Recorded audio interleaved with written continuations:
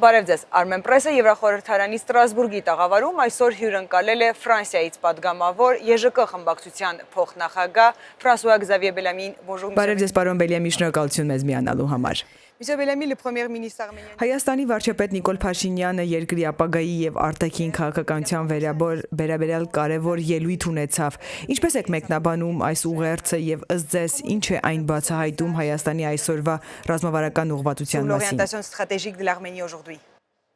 D'abord pour nous, il était très important que le Premier ministre... Նախ եւ առաջ մեզ համար շատ կարեւոր էր, որ Հայաստանի վարչապետը գար Եվրոպական խորհրդարան, նույնիսկ վերադառնար, քանի որ սա արդեն երկրորդ անգամ է, որ մենք նրան ընդունում ենք խորհրդարանի նիստերի դահլիճում։ Սա նաեւ մեր ինստիտուտի կողմից հստակ աշխարհաքաղաքական ընտրություն է։ Եվ ես իսկապես շատ ուրախ եմ դրա համար։ Մենք չենք ընդունում բոլոր պետությունների եւ կառավարությունների ղեկավարներին։ Մենք պատիվ ունենք ընդունելու նրանց, ում մեզ հարազատ ենք համարում, որովհետեւ Եվրոպան նրանց հետ ունի ընդհանուր շահեր եւ ընդհանուր սկզբունքներ, որոնք պետք է պաշտպանել։ Իսկ Հայաստանի ու մասնավորապես հայ ժողովրդի պարագայում բնական է, որ Հայաստանի Հանրապետության բարձրագույն ներկայացուցիչը կարողանա հյուրընկալվել Եվրոպական խորհրդարանում։ Եվ իսկապես նա կարևոր ելույթ ունեցավ Կովկասում ներկայիս իրավիճակի մասին, թե ինչպես է Հայաստանն այսօր ներգրավում խաղաղության գործընթացում, ինչպես նաև այն մարտահրավերների վերաբերյալ, որոնց առջև կանգնած է երկիրը եւ որոնք վերաբերում են նաև Եվրոպային։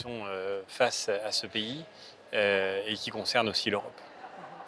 Aujourd'hui, l'Arménie essaie. Եվրամիության եւ Հայաստանի հարաբերությունները վերջին ամիսներին կարծես ամրապնդվում են, որոնք են ըստ ձեզ այն առաջնահերթ ոլորտները, որոնցում այս համագործակցությունը պետք է ավելի խորացվի։ Coopération devrait être vraiment approfondie.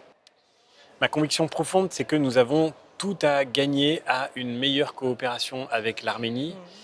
Nous l'avons vécu dans les... Իմ խորին համոզմամբ մենք շատ բան ունենք շահելու Հայաստանի հետ ավելի սերտ համագործակցությունից։ Մենք դա տեսել ենք ամենածանր փորձության պահին 2020 թվականի պատերազմի ժամանակ եւ այնուհետեւ Լեռնային Ղարաբաղի շրջափակման ընթացքում։ Ես այն մարդկանցից եմ եղել, որոնք շատ էին մեղադրում եվրոպական ինստիտուտներին այն բանի համար, որ դրանք այնքան քիչ կարողացան աշխատել հայ ժողովրդի կողքին, ապահովելու նրա անվտանգությունը, պաշտպանելու մեր ընդհանուր սկզբունքները։ Եվ կարծում եմ, սա ընդգծում է երկարաժամկետ հեռանկարում այս հարաբերությունները կառուցելու անհրաժեշտությունը եւ ապահովելու, որ դրանք փոխադարձաբար շահավետ լինեն թե Եվրոպայի, թե Հայաստանի համար։ Ես նկատի ունեմ մի շարք ոլորտներ, որոնց ուղղությամբ աշխատանքը պարտադիր է։ Դրանցից առաջինը անշուշտ անվտանգությունն է։ Ես շատ ուրախ եի, որ մեզ հաջողվեց հասնել սահմանների դիտարկման եվրոպական առաքելության ստեղծմանը, որն այսօր արդեն գործում է Հայաստանի տարածքում։ Ես նաև այն մարդկանցից էի, որոնք պայքարում էին այդ առաքելության ժամկետի երկարաձգման համար։ Այն, ինչ մենք արձանագրում ենք, հստակ է։ Այն պահից ի վեր, ինչ առաքելությունը տեղում է, այլևս չկան դեպքեր, որոնց համար մենք այդքան հաճախ ցավով խոսում էինք՝ հարձակումներ, ագրեսիաներ, սահմանային բախումներ, հրահրված միջադեպեր, որոնք ցավոք հաճախ հանգեցնում էին զոհերի հայկական զինվորների կամ քաղաքացիական անձանց շրջանում։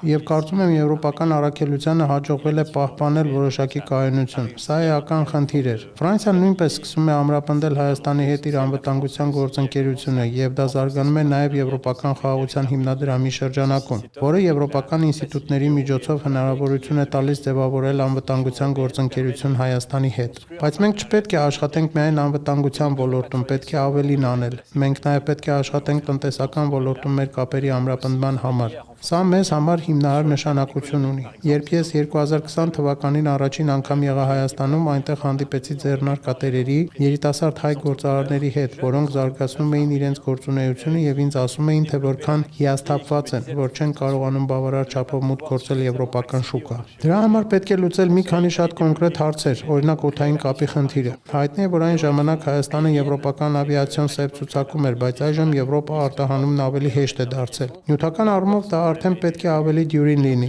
Առևտրային տեսանկյունից էլ կարծում եմ մենք դեռ շատ աշխատանք ունենք անելու կապերը հեշտացնելու համար։ Եվ իհարկե կա նաև հասարակությունների միջև կապը։ Հայկական հասարակությունը պետք է կարողանա ավելի անմիջականորեն կապվել եվրոպական երկրների հասարակությունների հետ։ Անշուշտ արդեն կան շատ ամուր կապեր Հայաստանի եւ օրինակ Ֆրանսիայի միջև, բայց այդ կապը պետք է կենթանի պահել եւ դրա համար մենք պետք է շատ գործնական աշխատանք տանենք, օրինակ վիզաների հարցի շուրջ, որը կարևորագույն խնդիր է։ Ես միայն մի քանի տարր եմ նշում, բայց կարծում եմ հենց այս տարրերն են, որ առաջնահերթ պետք է լինեն եվրոպական օրակարգում։ Nous devons travailler sur la question des visas, par exemple, qui est un enjeu un enjeu essentiel. Je ne cite que quelques éléments, mais je crois que c'est ces éléments qui doivent être en priorité sur l'agenda européen.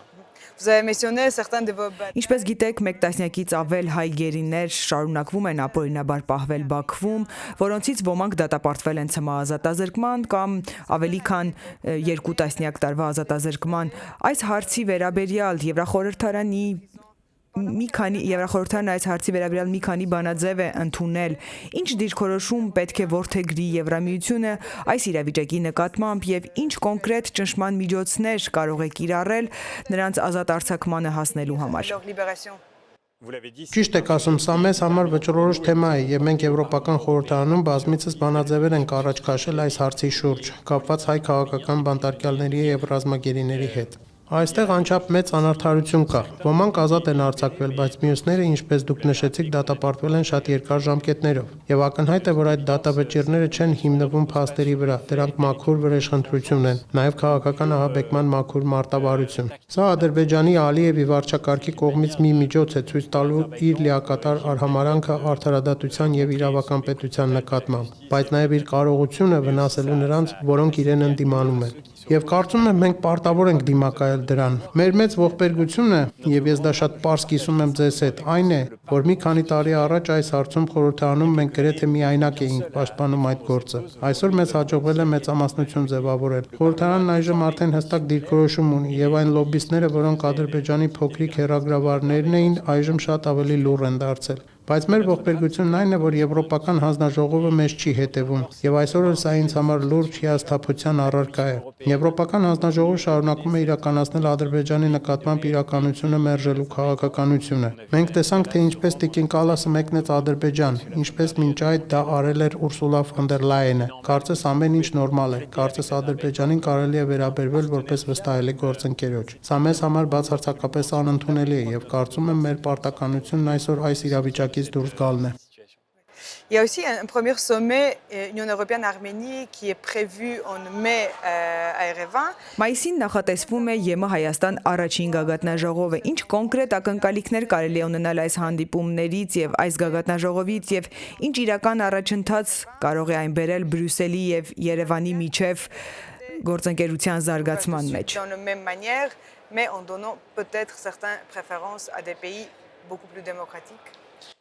Այն ինչ մենք այսօր ցույց ենք տալիս, հենց այն է, որ Եվրոպական խորհրդարանը գիտի ինչպես ընտրել իր նախապատվությունները։ Երկրորդ անգամ է, որ մենք ընդունում ենք Հայաստանի վարչապետին։ Մենք չենք ընդունել Ադրբեջանի բարձրաստիճան պաշտոնյաներին եւ չենք դնելու հավասարության նշան Հարավային Կովկասի այս երկրների միջև։ Մեկը պաշտպանում է ժողովրդավարությունը եւ մեզ հետ կիսում է այդ ընդհանուր ժառանգությունը, որի պատճառով էլ թիրախավորվում է, իսկ մյուսն այսօր աշխարհի ամենավատ բռնապետական վարչակարգերից մեկն է։ Մենք հույս ունենք, որ մի օր Ադրբեջանը կազատվի իրեն շնշող այդ ինքնակալությունից, բայց այս պահին լիովին հստակ է, որ մենք չենք կարող եւ սա խորհրդանի դիրքորոշումն է ադրբեջանական վարչակարգին դիտարկել որպես վստահելի գործընկեր որևէ ձևով։ Եվ հետեւաբար իսկապես անհրաժեշտ է, որ այժմ Եվրոպական միությունը ոչ միայն խորհրդարանը, այլև եվրոպական ինստիտուտները եւս ստանձնեն հենց այս առաջնահերթությունը եւ դա անեն հստակ ձևով։